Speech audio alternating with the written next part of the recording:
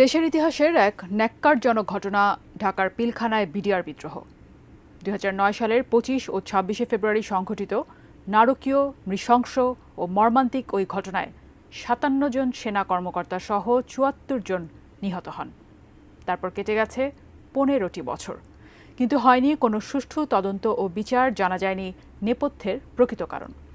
এই ঘটনায় নাম জড়িয়েছে তৎকালীন স্বরাষ্ট্র প্রতিমন্ত্রী তানজিম আহমেদ সোহেল তাজের। কেন তার দিকে অভিযোগের তীর? এবার বিষয়টি নিয়ে গণমাধ্যমে কথা বললেন সোহেল তাজ। বিস্তারিত জানাচ্ছেন ইমতিয়াজ আলম। আমি প্রাইম মিনিস্টারকে কল করেছি, ওনাকে একই কথা বলেছি যে আমাদের তো পেরিমিটারকে সারাউন্ড করতে হবে। উনি আমাকে বললেন, তুমি আমেরিকায় বসে বসে বেশি বুঝো না, আমি দেখতেছি। কিন্তু এখানে অলৌকিকভাবে কাজ হয়ে যাচ্ছে, আমি দেখতে পাচ্ছি না কিভাবে হচ্ছে। ২০০৯ সালের ফেব্রুয়ারিতে ঘটে যাওয়া মর্মান্তিক বিডিআর বিদ্রোহের ঘটনার পেছনে অন্যদের সঙ্গে